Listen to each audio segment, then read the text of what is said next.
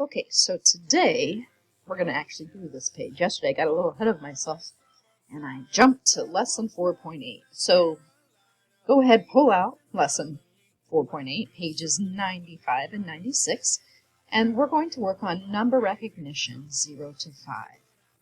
The instructions say circle the sets that match the number above. So they've given us a number at the top, and then we're going to look in each column and find that number of objects. The first number they give us is 3.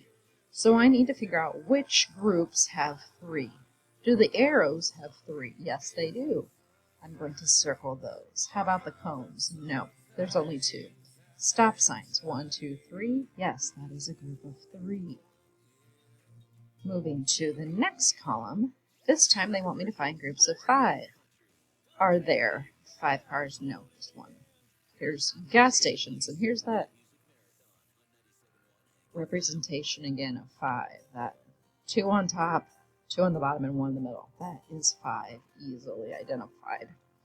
And here I have 3 and 2, or a group of 5, so I need to circle the stoplights. That's also a group of 5.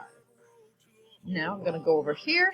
The number I need to locate is 2, groups of 2. 1, 2 bicycle signs. 1, 2 helmets. 1 bicycle, not enough. Turning the page over, I have the number 4 at the top. So, 4 popsicles. Are there 4 ice cream trucks? No, there's only 1. How about ice cream cones? 1, 2, 3, 4. Yes, there are 4. Circle the ice cream cones. 0. 0 means nothing.